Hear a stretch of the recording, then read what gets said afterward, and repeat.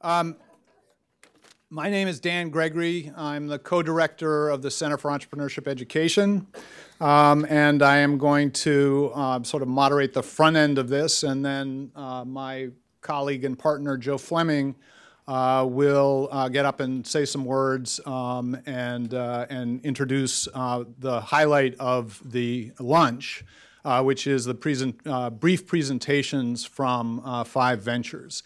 I just want to make the point up front that this is a celebratory lunch. It's a combination of a celebratory lunch for this new program, but it is also the format for the mentoring program moving forward. And by that I mean there will be bi-monthly lunches such as this in which the purpose is mentors coming to the university and visiting or viewing presentations from 6 different ventures. We may increase the number of ventures, we may decrease the number of ventures, depending on how well this goes. And if a mentor can't make it, we are streaming all of this so that it will be recorded forever. Before I get rolling here, I'm going to ask Dan and Jeff McCarthy to come up and speak about their generous gift. I would like to make some welcoming comments. I would like to welcome all of you today. Most of the people in this room have mentored either with IDEA or Health Science Entrepreneurs, the 2 programs on campus that have the largest number of mentors. And we thank you for this service. What we hope you will see today is a real commitment university-wide to making your experience as mentors more productive, fulfilling, and my favorite thing, fun for you. And so I thank you all and welcome you. Before asking Dan and Jeff to come to the podium, I would like to acknowledge a group of special guests who have made a huge impact on the development of an entrepreneurial culture at Northeastern and are here today to show their support for the Venture Mentoring Network. First, we want to, and I would just ask you to, I am painfully aware that the half-dozen people that I'm about to acknowledge want no acknowledgement, just constitutionally. But if you could bear with me and just raise your hand so everybody in the room understands where you are. First, we want to welcome and thank Alan McKim and Rich DeMoore. Alan McKim is the founder and chairman and CEO of Clean Harbors. Rich DeMoore is the founder and managing partner of Northbridge Venture Partners. Much has been said about both of these gentlemen's generosity. It is obvious and permeates a great deal of the university. Suffice it to say that our entrepreneurship programs would not have nearly the scale or the momentum they do today without Rich and Alan's incredible support. So thank you, 2 gentlemen.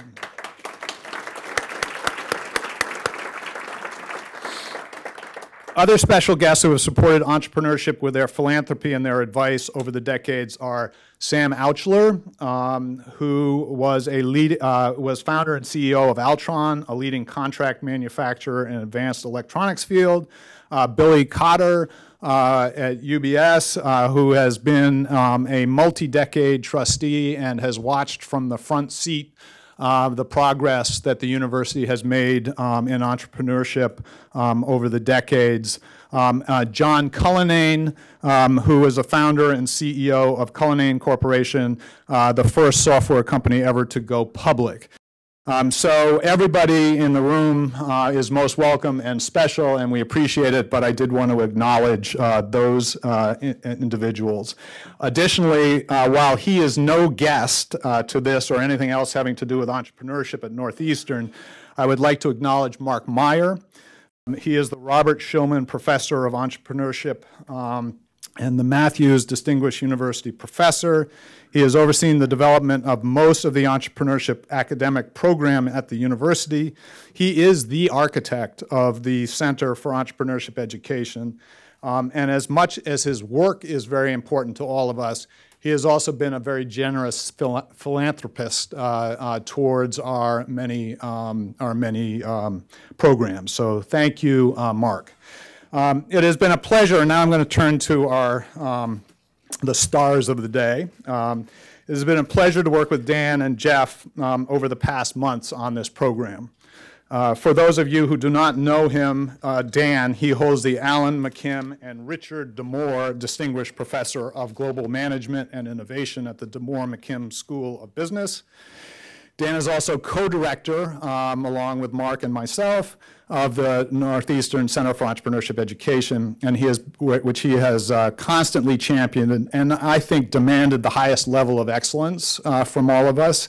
He keeps us honest from the many programs NUSI has launched to support entrepreneurship and venture creation across the campus. Jeff McCarthy is a general partner at Northbridge, where he is a highly regarded venture investor. But before Jeff joined the firm, he developed his chops as an entrepreneur at Cadia Networks, New Oak Communications, and Wellfleet Communications. Early at my time at Northeastern, and I know that Jeff does not know this, I had a conversation with Jeff that really inspired me. He spoke with great passion and conviction about the roles that universities should play in entrepreneurship.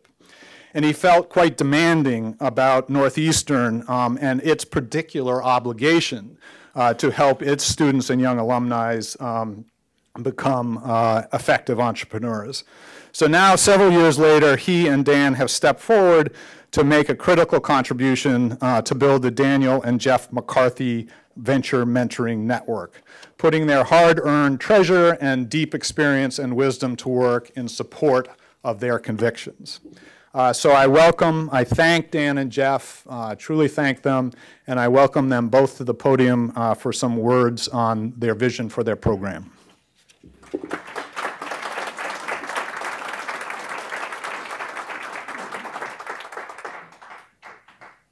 I'm the older brother. And I'm the younger brother.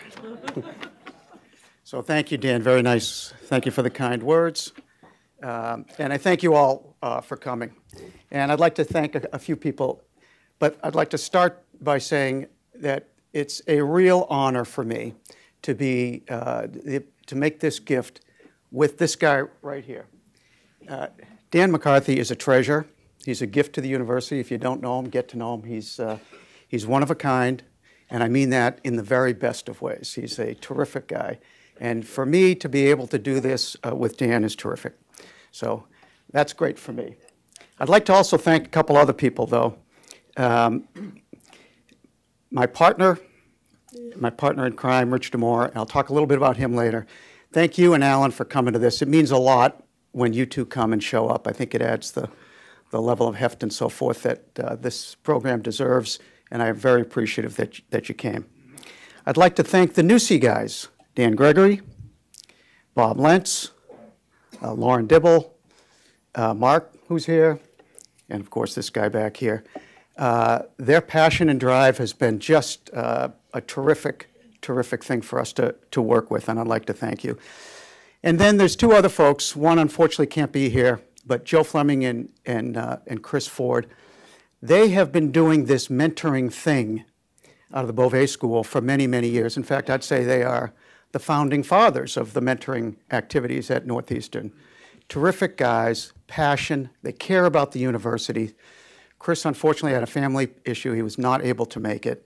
Otherwise he would have, because he misses nothing. He's terrific. But Joe and Chris, I'd like to thank you very much for your support all the time. And I just want to tell folks, about 7 or 8 years ago, I got myself re-engaged with Northeastern at the urging of my friend and my partner, Rich D'Amour. And if you don't know Rich, he's pretty persuasive. And so I got one of these. I think you ought to get involved with Northeastern. And I said, sure, great idea, Rich. Great idea. I'm very glad I did.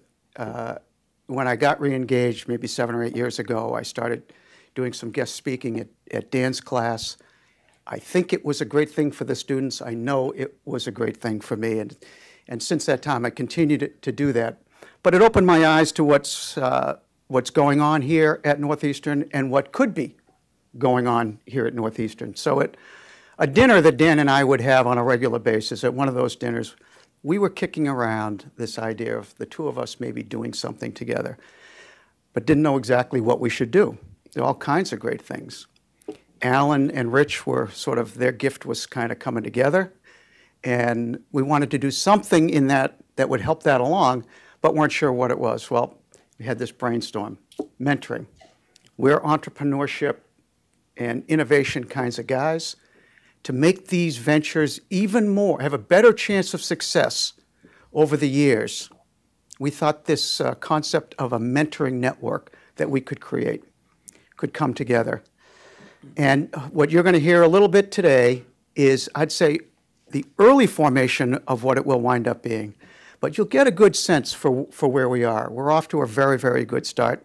And I have to tell you, I, for one, am very proud to be part of it. So thank you all very much. Thank you, Jeff.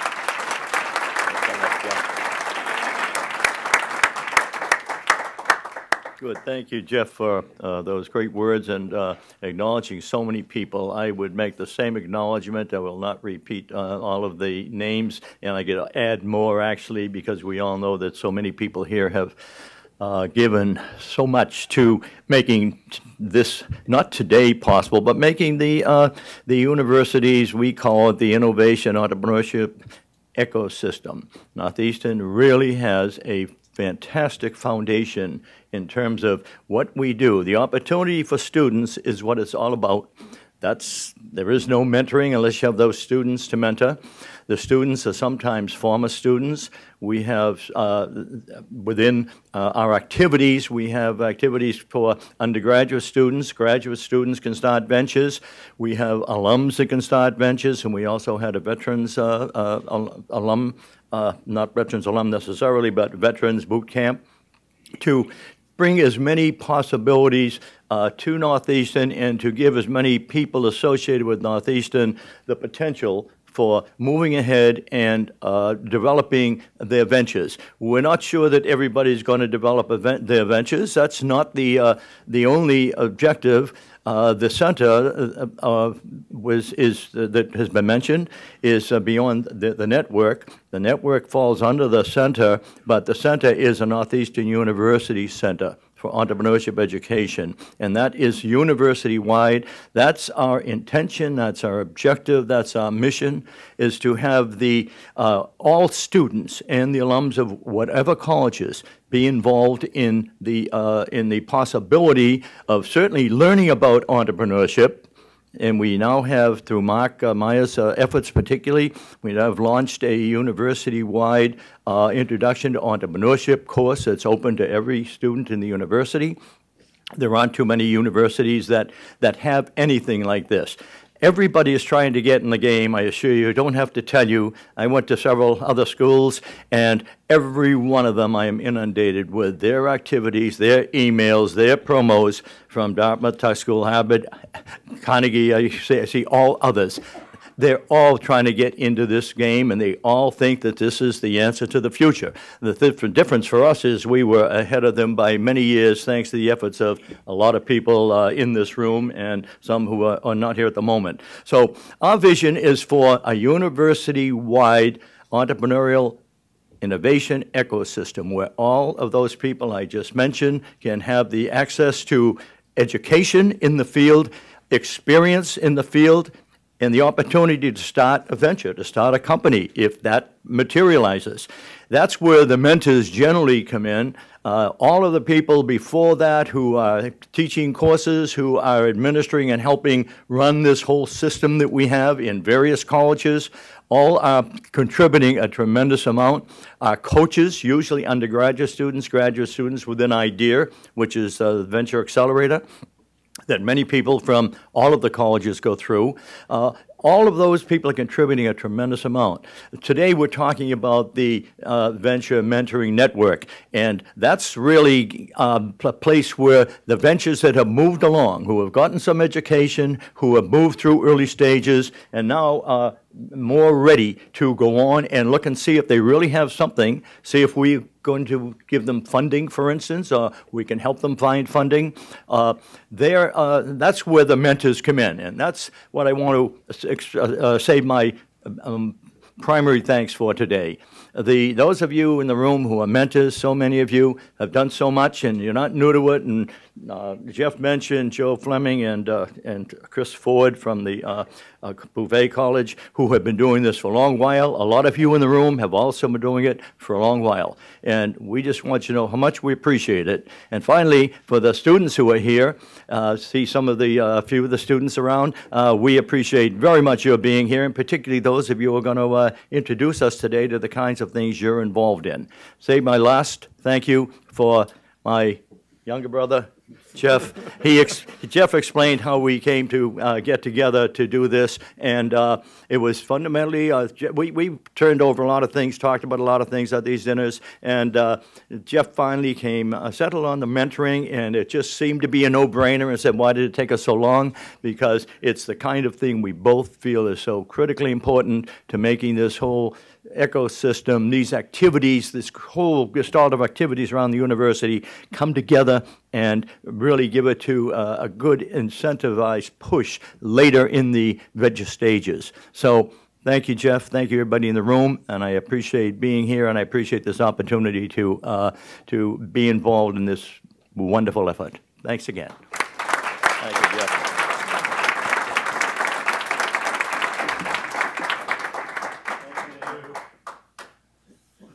Great.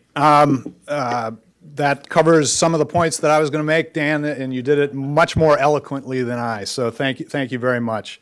I'm going to sort of descend through the clouds and try to clarify exactly how this program fits into what most people in the room's experience is with idea and health science entrepreneurs. As I mentioned in my opening remarks, we have two major mentor centers within the university. One is IDEA, which is a student-run venture accelerator. The other are health science entrepreneurs. They both have very different characteristics. IDEA tends to be very high volume, so we have a lot of ventures and a lot of ventures that need mentors. Health science entrepreneurs deal with fewer ventures, but they do it in a very high-touch, high-quality manner. Joe and Chris, Julie, Eliza, Lauren, Bob, and myself have been working for almost 6 months to try to define what the best practices of each are and to move forward in a way that allows us to have a scalable program.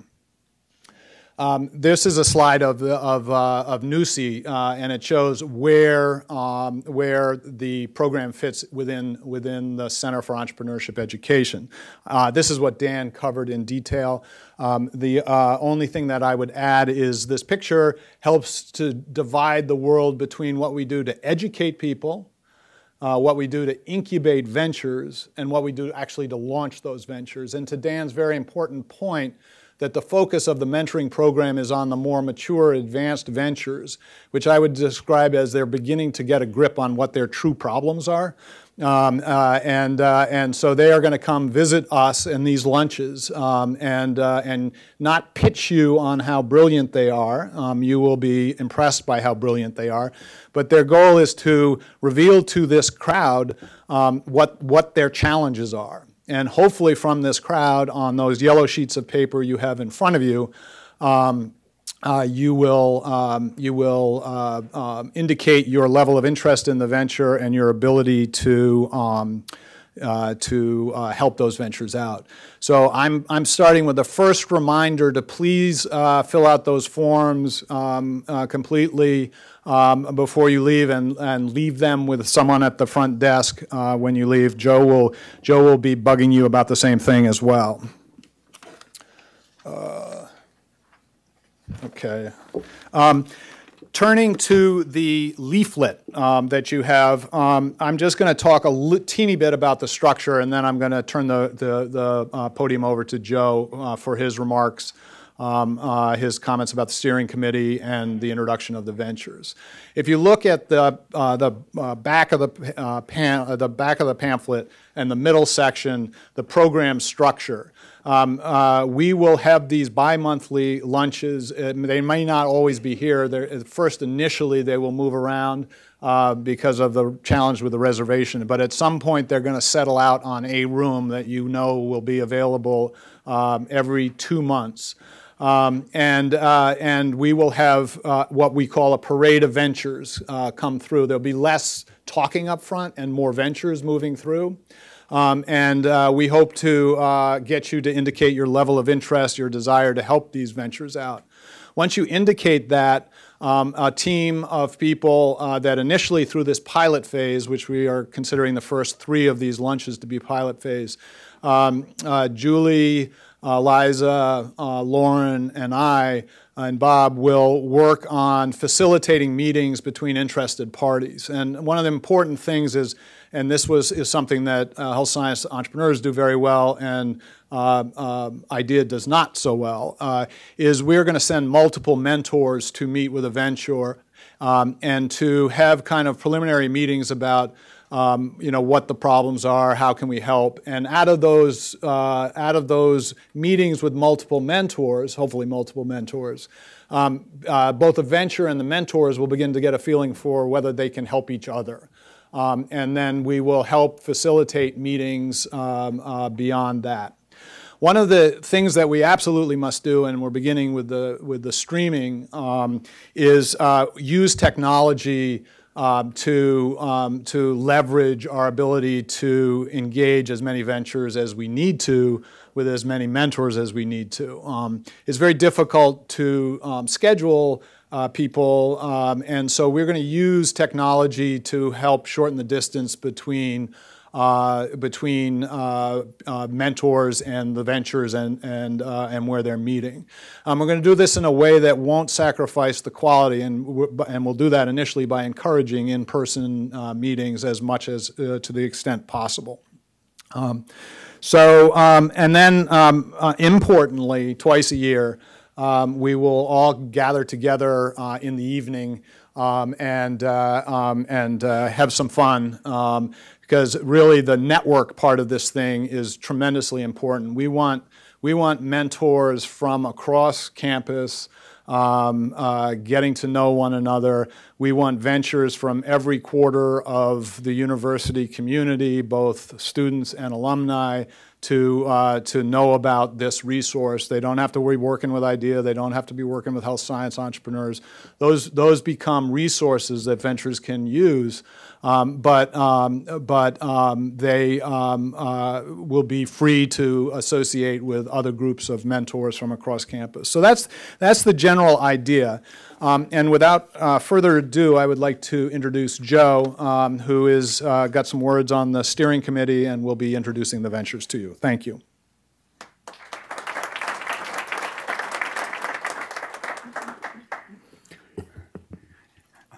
I'm here to represent the alumni side of this venture because I think successful entrepreneurial alumni are key to the success of the program.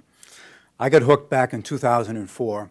I was invited back to talk at a buffet luncheon to about 25 students, and they were from various disciplines. I'm a pharmacy grad and had started several businesses. And I spoke to the 25 students, and it was unbelievable. I couldn't leave the room. They were asking me questions. We were exchanging emails. I was hooked. I mean, if there's a way to get hooked, it's meeting the students and the alumni of this university. A year later, we started the Health Science Entrepreneurs. We're entering our 10th year. We've had 2,600 students pass through our programs. We run 3 or 4 programs a year on entrepreneurship. And we've had over 40 ventures run through our program. And we have about 100 mentors on our list and about 40 to 50 who are quite active.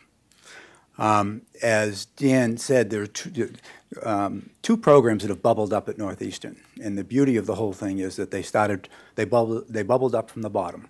They bubbled up because some alumni cared. They bubbled up because the business school cared. And Dan came on board and grew his IDEA program while we grew the HSE. So today is a blending and a marriage of those 2 programs.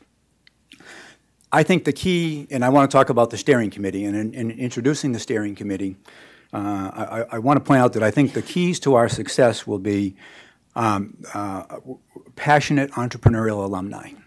If we can find those alumni or those alums in each college who are entrepreneurial, who have started companies, who have been successful and want to come back here and give back to the university, those are the people, you are the people that will make this work.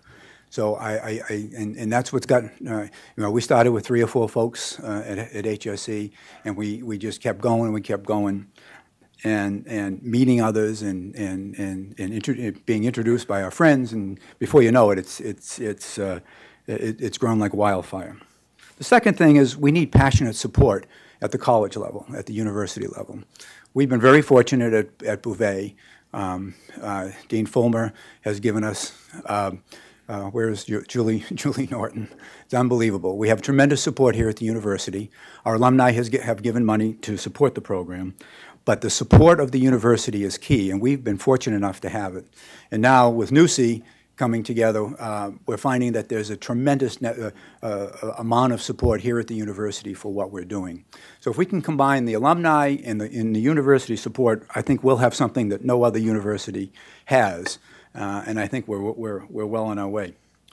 Let me talk about the steering committee. We have I've invited a number of people to join a steering committee, and I would like to open that invitation. We're going to have a meeting at 2:30 in room 335 downstairs to try to get a group of alumni and faculty and perhaps students who are entrepreneurial and really want to make this thing work. We want to find that captain in every college here at Northeastern, that alumni captain who will carry the ball through their college. And I want to use this. I think the steering committee is where we meet those people and we develop the passion and deliver the message. So this is I invite you, anyone who's interested, to join us. And we have had a ball. We have had an absolute ball. Sometimes we're here a day a week. Sometimes we're here a day every other week.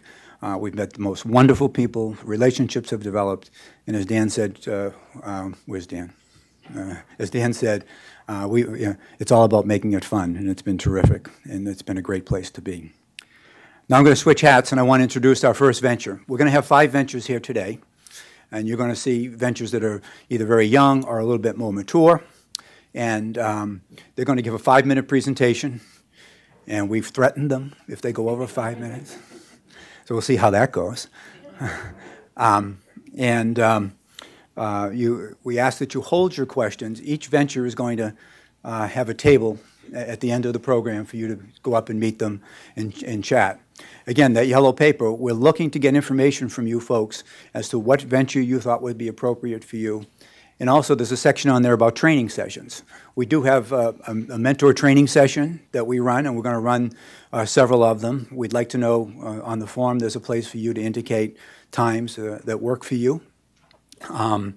There's also places for you to fill out the kinds your involvement with any of the ventures that you see here today. Our first entrepreneur is Rupal Patel. VocaliD is her company. She is the founder. Dr. Patel is a tenured professor here at Northeastern with joint appointments in communication sciences and computer sciences. VocaliD, her company, is dedicated to making synthetic voices more human. It's a fantastic story. Rupal's been working with 2 seasoned entrepreneurs here at Northeastern for about 10 months. She's had enormous success.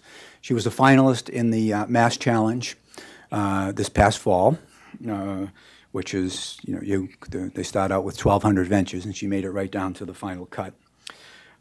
She successfully raised over $5 million in funds, research funding from National Science Foundation, private endowments, and the NIH, National Institutes of Health. Rupal is a terrific example of the talent and dedication that we have here at Northeastern. So Rupal, where's Rupal? Rupal, you're on. So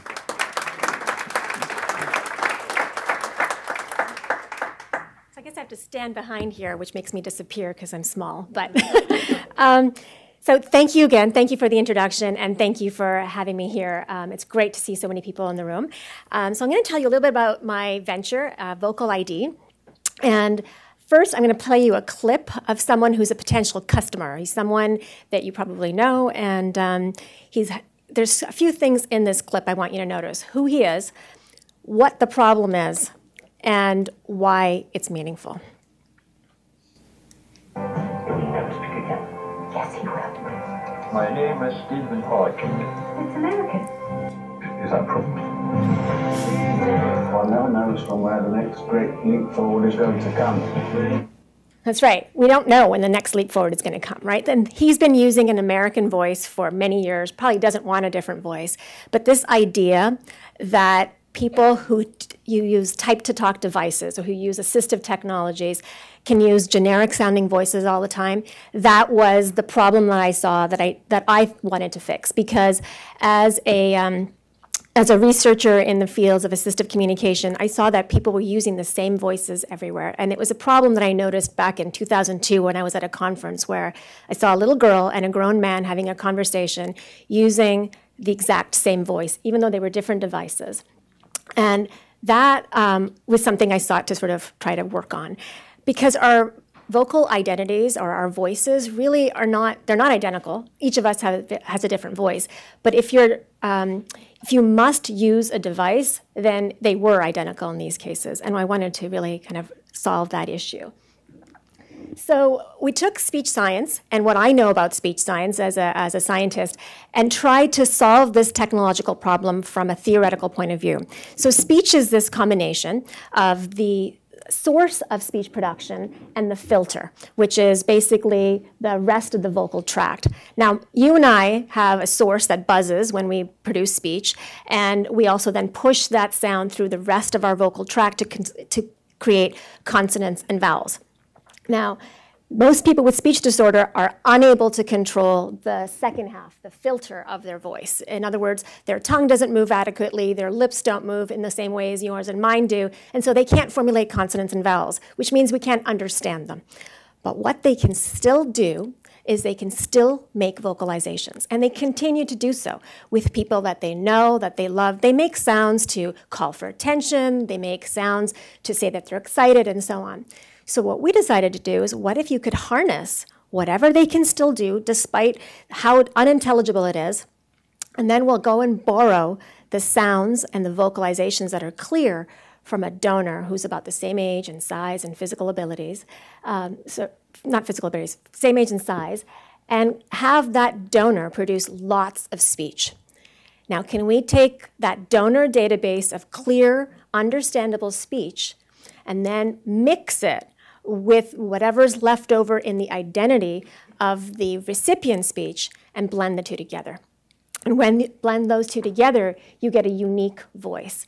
A voice that's as clear as the donor, but is as unique in identity as a recipient. Because what's preserved in people who can't speak actually is what's identity bearing. So the difference between my voice and someone else's is that I have a certain pitch, I have a certain breathiness to my voice and all of that. That's preserved. So luckily, the identity-bearing features are preserved, and we're infusing them back into the recordings of their donor or their surrogate. So that's our technology. So I'm going to give you a sample of what it sounds like. So here's a little girl who might use a device like ours. She has cerebral palsy. She's 11 years old, and this is the kind of sound she can make. And then here's another girl, 13 years old, also has another disorder, and here's the sound she can make. Now, for both of these individuals, we had one donor, He was much disappointed. a 13 or 15-year-old girl who produced that sentence. But when we blended the voices for these two different girls, listen to how the voices differ, even though they have the same donor. My grandfather. You wish to know all about my grandfather. Well, he is nearly 93 years old. My grandfather. You wish to know all about my grandfather. Well, he is nearly 93 years old. So just a vowel, that's all we needed. That vowel is like the vocal DNA that distinguishes Haley and Shannon. And from that seed, we can create these personalized voices. So that's our technology. So this was what we were developing and incubating in the lab. And like Joe said, we had a technology that was funded by the National Science Foundation that we'd figured out a prototype of how to make this happen. Okay, so now how do we go to venture? So we were a Mass Challenge finalist, and for 4 months we kind of did a lot of things. And before that, Brett and Chris worked a lot with me to figure out what's the venture part of this, okay? How big is this market? They asked me lots of questions, both the Mass Challenge finalist mentors as well as the mentors that I had here. And those questions range from how big is the market, who's going to buy this, who's going to pay for this, will insurance pay for this, and so on and so forth. And all of those questions helped hone the idea. So many people think that this is a small market. It's actually not that small a market. There's 2.5 million silent Americans in the United States alone who use type-to-talk devices. That's not that small. And then build on top of that, individuals who are blind and have low vision who have screen reading technologies. This is the technology behind all this is text to speech. How do you make text be heard? Okay, and today, most of the users we think of are these assistive technology users. But in the future, that's actually going to be you and I. Because today we're in this text and then someone else reads what we're saying. But very soon, and it's actually already happening, we are going to be texting things that are going to then be heard and spoken out loud, okay? So what we did in Mass Challenge and for the last 6 months or so has been really trying to get all the pieces together to define our market, figure out what the bigger market is that we're also supporting, and kind of hone this idea further. I just received a National Science Foundation SBIR to start the company starting January, so we've been off and running with that. We're waiting for some other funding, and we're starting to think about angel funding for this as well. Because here's what I think is really going to happen. In 2002, when I was at that conference and I saw that little girl and that grown man having a conversation, we were in, I don't know if this pointer works, but we were in this black and white world of people, a small group of people who were using the same voices, okay? And you and I probably, most people didn't encounter those individuals, so we kind of put them away somewhere, right? We said, so what? They have a device to talk, so what if it sounds the same, okay? Some of us cared. We tried to do something about it. And then many years passed, right? 2014, I was in a cab with my family, my husband and I and my kids. We were going somewhere, and characteristically, my husband and I are both on our phones. And at one point, Siri starts talking to both of us, okay? And the car erupts in sort of laughter. Both of us were using our iPhones and using Siri's voice to speak out loud the directions or whatever it was. But that pain point that those two people with speech disorder were feeling in 2002 when they were using the same voice, we kind of felt in the car in a comical way then, right? And that's comical because right now only a few of our things talk to us. But speed forward to 2020, and if we're still in that black and white world and lots of things around us are talking in just the same voices, it's going to be very confusing, annoying, and uninteresting. So I actually was talking to Steve earlier about, how do you convince people that this technology that I'm talking about, when I talk about personalized voices, people sometimes put it in the category of jewelry, right? So he talked about jewelry. Is it jewelry, is it aspirin, or is it oxygen? And I want to convince you that it's oxygen. And I need your help as mentors to help me figure out the pitch for making this the oxygen technology. In other words, it's not something just a few people need and that it's kind of a nice to have. It's not something that just solves a problem, but it's something that all of us, this is the tsunami coming, where all of us are having talking devices. And if those talking devices all have the same voices, we're not going to be okay with that. So my ask is, one, we're always looking for technologists that can make this vision happen, but two, the business development, the strategy for the commercialization plan to make this go from jewelry to oxygen. Thank you.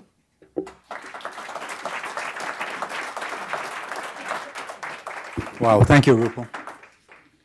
Our second venture is Jobble. Matthew Osofisan, and I always kill his name, graduated from the McKim School in 2011. And Zack Smith, his partner, are serial entrepreneurs. Matt was the co-founder of one of IDEA's first student ventures, so his roots go deep into IDEA. The venture was Annie Maltz, which was a pop-up urban apparel business here on Newbury Street in Boston. He's back to work with IDEA. Both are back to work with IDEA on their latest venture, Jobble. Jobble's mission is to create a better way for businesses and people to work together. Matt and Zack.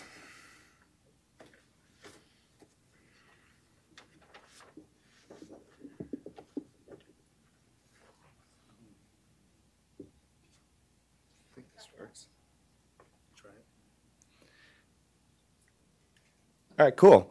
Thanks for having us. This is an awesome experience for me and Matt. Sorry about that. Yeah, so we're part of the IDEA program. We were granted the GAP funding. So we're actually at a really cool stage right now where we're at a closed beta, and we're trying to kind of test the problem that we're trying to solve. But quickly to what we're doing is we're really connecting event marketers to a network of people looking to work events. So all of you guys are part of some business that definitely have had events, right? And at the end of the day, event planners, event managers have a difficulty finding people to just work those events, from working kind of ticket office stuff to handing out flyers and swags and things like that. And it kind of sprung on us going, okay, there's this problem. Where do companies go to get people to work, and how's that experience? So, we landed on, wait, the only way they go about it is either hiring a full-on staffing agency or they post on Craigslist. And Craigslist is great, but everyone has experienced Craigslist. You guys get what I'm saying. So we're like, let's start a marketplace, easily connect people. So don't really want to talk too deep about the product, but in the all grand scheme of things, you're an event marketer. I have an event I need people to work. I can post. People on their mobile apps respond. They say, oh, I can work. Then they work, and then they pay them, and then they go their separate ways. So we think with that just simple platform actually provides a lot for businesses today. Just a little bit about the marketplace. Events are huge. $24 billion market, but we want to really focus on one little area for now, and that's the event staffing and live entertainment. So with that, we feel that we can conquer this with just a simple-to-use platform that really creates and connects event marketers to people looking to work. Here's a little snapshot of the mobile application. As you can see, it's exactly what you would expect. You have a profile. Event managers can review people's profiles, see what they've done in the past, see what they're interested in doing. They can see their ratings and all the qualifications that they have. And with a click of a button, they can hire them. Just a little bit about kind of what we are doing as a business model. It's very easy. You sign up. It's actually sign up free of charge. You can post whatever. The only thing we kind of charge around is around the transaction fee. And we charge a percentage, and we collect, and they're on their way. So it's very easy for an event marketer to kind of rationalize, how am I going to afford this? Is this easy to do? And hopefully the answer is yes, it is. I don't need to have to sift through resumes on Craigslist or do all the nagging type of things to kind of conquer something so simple. So now I'm going to have Matthew kind of talk about where we sit today and kind of where we need help. And I'm glad we're sitting in a room with a bunch of mentors that can do that. Great, thanks, Zack. Excuse my voice. It was I just came back from the Caribbean, and it was really nice. And then I came back, and it was really cold, so not quite as nice. But yeah, as Zack kind of mentioned, we're creating a marketplace that connects event marketers to people who are looking for temporary help, looking for temporary jobs. Currently, we are launching our beta. We have over 500 beta users signed up as people who are looking to work, and we have some big name companies that we've already locked into our beta who run a ton of events in Boston and are interested in working with us. We have started this venture about this time last year. We've worked through a lot of development issues, so one thing we're looking to help with would be interest in development. as of course in a technology company. But the one thing that we really find ourselves struggling with is understanding marketplace dynamics. And I have to imagine a lot of us use eBay. Now we have marketplaces like Airbnb, even Uber. Marketplace dynamics and marketplace companies are something that are really going to be something that are staples in our everyday lives, which we hope Jobble becomes, but something that we really want to understand more around how, as a business, we operate both sides of that marketplace and understand the impacts of changes to either. On the other side of that, we are also looking for mentorship of people with a history in events. So the event community, event companies, anybody you can think of. I know everybody in here knows somebody that does events right now. Those are potential customers, so please talk to us. But people who we can talk to about what their needs are, continually find new customers, but also find people that we can find understanding around what problems are they having. Can our application solve that? How can we connect people with more qualified users? How do we find more qualified users? So it's the whole event space. We really want to become a one-stop shop for people to make their event lives, the events that they're running, much easier. That's our vision, from starting with staff, starting with people, but moving into all aspects of events and making it one platform they can actually use to solve one of their biggest problems, which is time and which is a lot of effort. And then the last place, of course, is raising funding. So as any venture at our stage, we are going into our initial beta. We have some good traction from the amount of users that we have, as well as customers, attracting some big name customers who are interested in our venture. And we're working through really qualifying and continually qualifying our application and refining it. So at this stage, you know, again, looking for help with technology, looking for help with the marketplace dynamics, event management, event managers, and funding. So I hope you guys enjoyed our presentation. We'll be at our table over here after and would love to talk to each and every one of you. Cheers.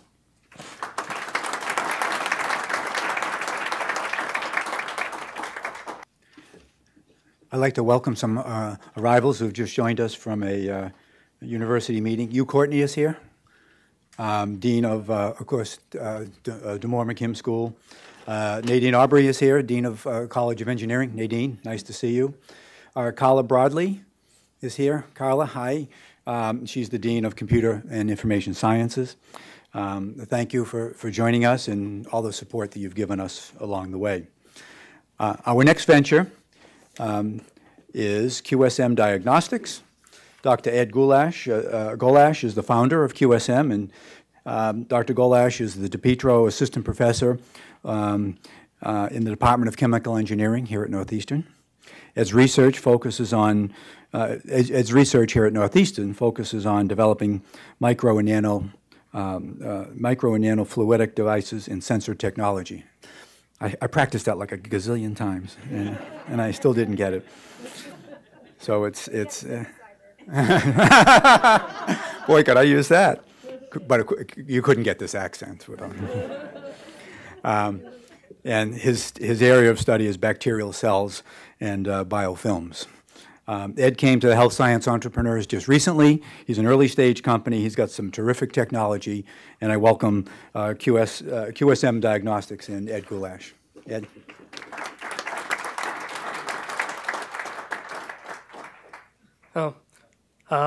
Thank you for the invitation. Nice introduction.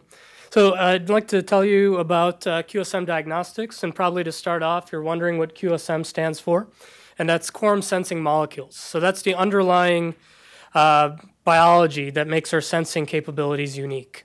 And the technology we're developing are sensors that provide an early warning system for wound infection, so that you're able to take action earlier and to start treatment before you see the onset of symptoms potentially. So you can think of this as kind of like a canary in the coal mine that gives you an early warning to start taking action. So as you're probably all very well aware, either personally or through family, healthcare associated infections are a huge issue and growing rapidly each year. The costs of this are skyrocketing. Per event, they're costing upward of $30,000, and on average, patients will spend 7 to 10 days in a hospital getting treatment for these types of infections. Now, insurance companies and government regulators are seeing this growing cost, as well as the increasing number of infections each year, and they're trying to use reimbursement as a way to curb these costs and to incentivize hospitals and healthcare providers to take action to minimize these events from occurring.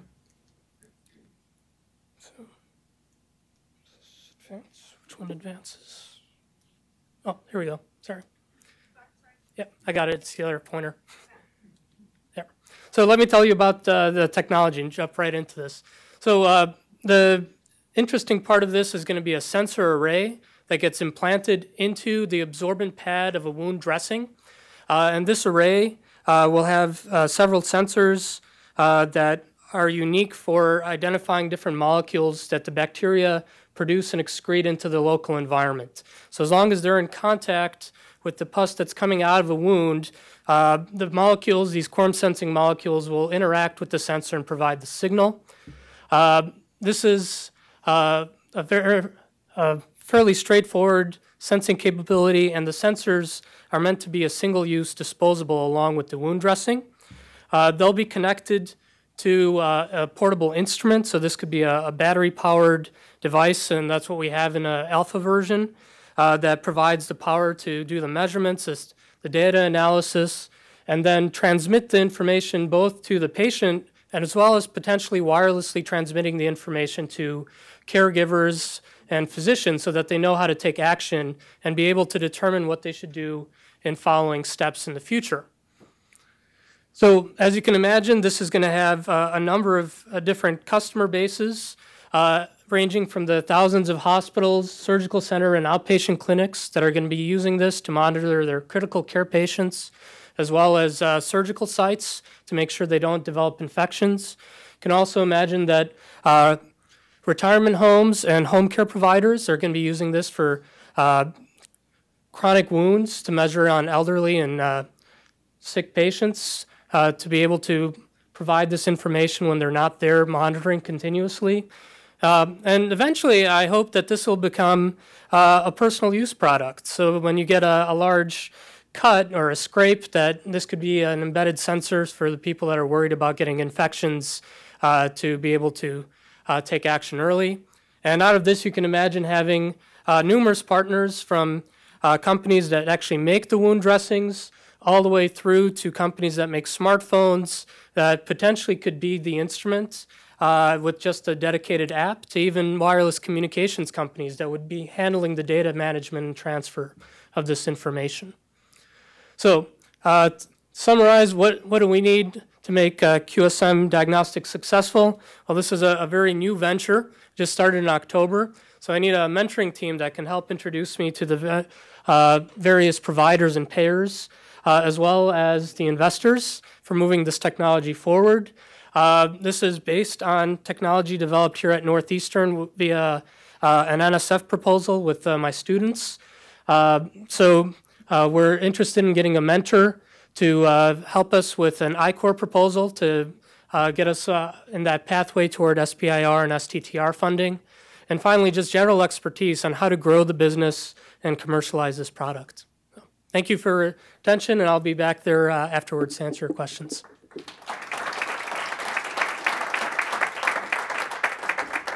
We were wowed by his technology when we first met him.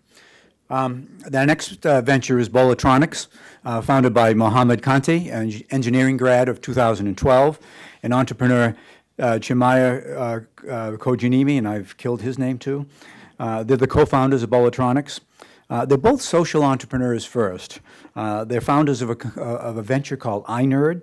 iNerd is a social enterprise that hosts STEM summer camps in Mali, in West Africa. Mohammad came to us a year ago. He raised crowdfunding money and ran a number of camps last summer through fundraising and through crowdfunding for African children in the area of science, technology, engineering, and math. An enormously successful program, and it will double again this year. Terrific, terrific venture. They're here today, though, to talk about their for-profit venture, because they don't sleep. They're very passionate entrepreneurs who are now looking for help on Bolotronics. The mission is to create and provide technology that will empower and uplift people with disabilities, whether they be temporary or permanent. They're looking for additional mentors to add on to their mentoring team. Mohammad and Chinmaya.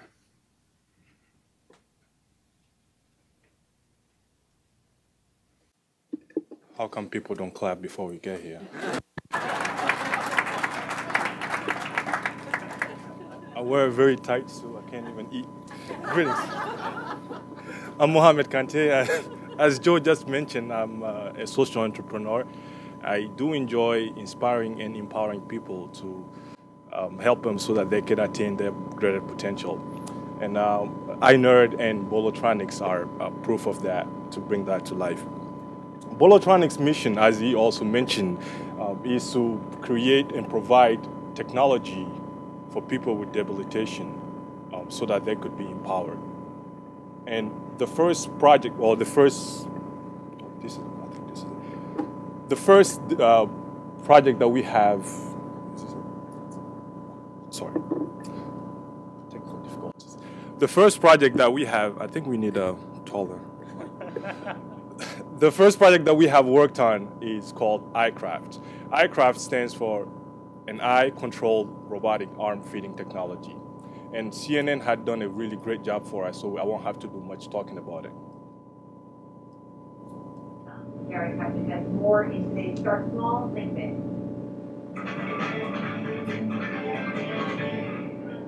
Tim Como has cerebral palsy. Today, he's doing something for the first time in his life, feeding himself. Thanks to an eye-controlled robotic device called iCraft. It's the work of a group of students from Northeastern University who were looking to turn their final design project into something that could assist people with disabilities. The user simply looks at a screen and a camera tracks the eye's movement to control a robotic arm. The iCraft will give patients an independence, choosing what to eat, when to eat it, and when to drink. We wanted something that the nurse can set it up, calibrate it, move away, and come back later. So the person can eat at their own pace. Team member Mohammad Kante volunteers at this nursing home. He sees firsthand how helpful this group's work can be.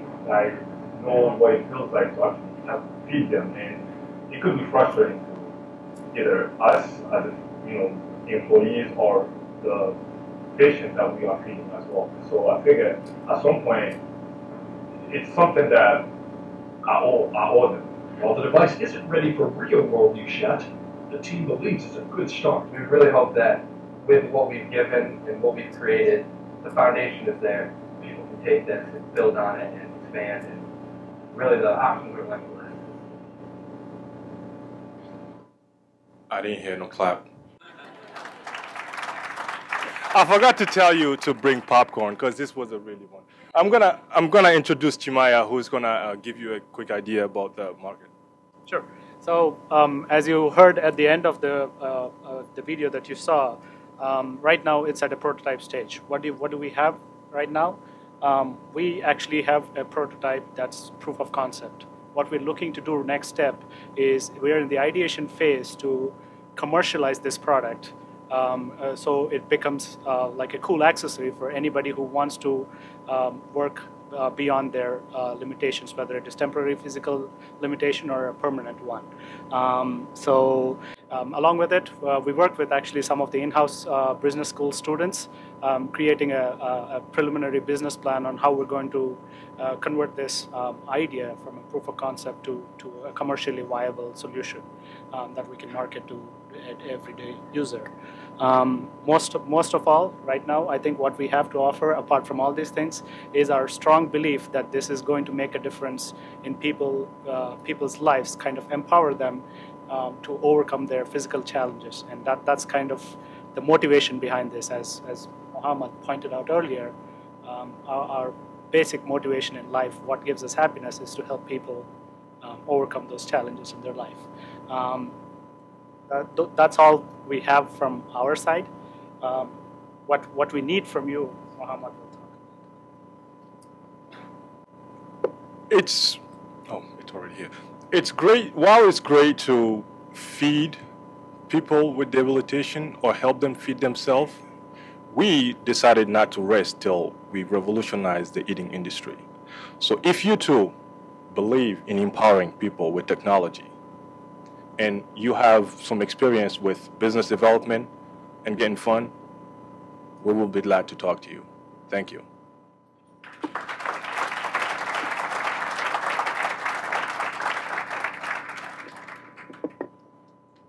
Thank you, Mohammad. Our fifth and last venture this afternoon is Elsen. Elsen was founded by Ryan Johnson and Zack Sheffer. Ryan is a graduate of, is an MBA graduate from 2012. Zack Sheffer is an engineering graduate of 2013, and they're co-founders of Elsen. Both Ryan and Zack have been involved with IDEA as coaches and have gone on to launch their own company, Elsen. Elsen delivers high-performance computing to hedge funds and other financial institutions. They recently raised $400,000 in seed funding in December of 2014, and they're currently onboarding their first 3 hedge fund clients. So it appears that they're on their way, and I've met these guys. They're great guys. Ryan and Zack.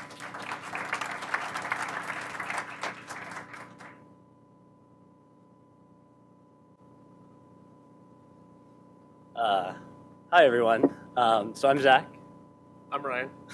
I'm just here for moral support and to be the pretty looking one. And we actually have one more co-founder, but he's unfortunately wasn't able to come. So I was actually looking at it earlier today. We actually signed up for IDEA almost 2 years ago. So sorry, Bob, Dan, Mark, for having to deal with us for almost 2 years now, because we have pivoted and changed a little bit. So as kind of mentioned,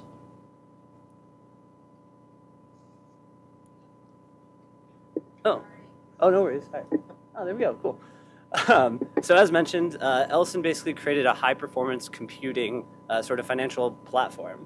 So we primarily use GPUs or graphical processing units for doing all of our processing. And so by processing, I mean like back testing, scenario analysis, risk analytics, real-time processing, pretty much anything with like a time series format to it. We can generally accelerate by like 400 or 500 times, which is pretty cool. But it's more than that. Like what Elsen has sort of created is this like platform as a service that brings sort of like data vendors, infrastructure, managing all the databases, as well as this sort of like EMS and OMS connections, all for our hedge fund clients. I mean, our real purpose is kind of just to help them focus on the thing that makes them unique, which is, you know, their investment thesis. Because really right now what they're doing is they're spending all of their time building out and dealing with all this sort of like dog work instead of focusing on that piece that matters, which is building strategies and making decisions. So that's what Elsen sort of helps them do, is focus on the part that they really want. Yeah. So inertia. So yeah, as kind of mentioned, we just finished raising $400,000, which was pretty exciting. We're happy about that. And what's great about that is one of the investors was actually Brett Sarkowski, who is part of HSE, and IDEA and all the organizations. So that was great. Bob has also done a great job at helping us out. Oh, you're right there. So we're actually a direct effect of the mentorship program here at IDEA. So I mean, without Bob and without actually Roy Liu, who's also a mentor at IDEA, and Brett, of course, from HSC, we would have never been able to get to the place that we are today. So thank you guys, and it does work. We're definitely part of that. I know. I should have asked Bob to leave the room. But yeah, so additionally, you know, as mentioned, we're onboarding a couple of our first hedge fund clients, which is super exciting. We're also talking to like ETF builders, prime brokerages, online brokerages, pretty much anyone who's really doing a lot of financial processing right now. So definitely a lot of really interesting conversations sort of happening. You know, we've sort of been extending sort of our sales team and our engineering team. I think we're at like 6 full-time employees, a couple of interns who we make a coffee a lot, and then a couple of contractors. Yeah, and you know, we actually got paid last month to go to China to like do a client onboarding, which was pretty cool. You know, went and chatted with some quant guys over at Goldman Sachs who didn't actually believe that our system was as fast as we said. So that was pretty fun having a chat with them about that. It is. Yeah, it really is. Yeah, it's great. So what we're kind of hoping to kind of get some help with is, well, if you've ever sort of dealt with a hedge fund, they don't really necessarily like talking to people. You know, the finance sort of industry is definitely sort of about the connections and relationships. So we're kind of looking for help, you know, on the sort of finance side with just people who have connections that they can hook us up with. Yeah, actually. Yeah, I mean, so obviously we sort of play around in the super exciting, you know, industry of financial tech. So, you know, we're sort of at this point where we are just kind of building up this momentum as a company, and we're going to need support from not only all the connections that we have in our network, but also, like we said, you know, the financial industry is infamous for, it's about, you know, you got to get introductions. No one's really going to kind of sort of pick up that call and cold call. And we just sort of are building out that sales team. So there's two major things, is that we could really use, you know, from the very powerful people in the room. If you know of anyone that you could put us in touch with, those are always very helpful. But also, if you have a background in sort of direct sales or even in the financial tech industry, you know, building out a scalable, you know, sales is all about that ramp up time. And how do we make sure that as we're building out our sales team, that it's not only scalable, but it's being as effective as possible.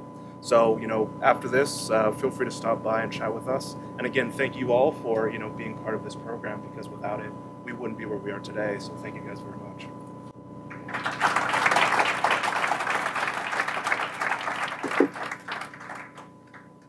Thanks, guys.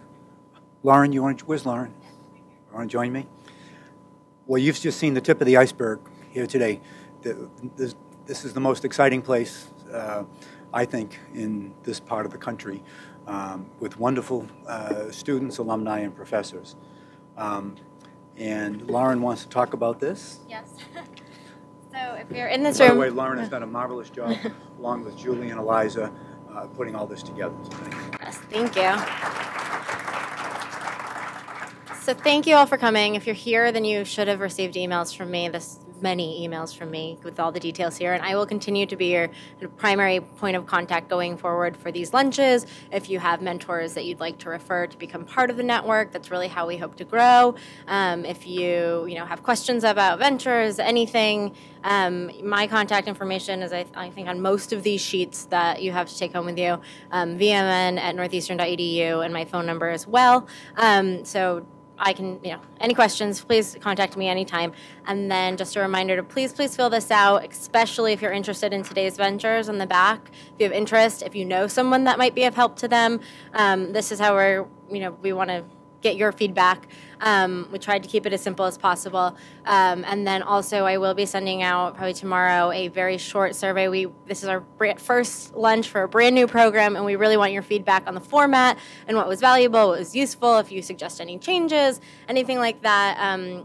Going forward, like this was our first one, so there's been a little extra pomp and circumstance, but we want these to be working meetings. We want them to be effective for you. We want them to be a valuable use of your time. So we just want your feedback. So just keep an eye out for that. Please fill out this form and find me if you have any questions whatsoever. Thank you again for coming, and we're so excited that you're part of the Venture Mentoring Network with the McCarthy support. So.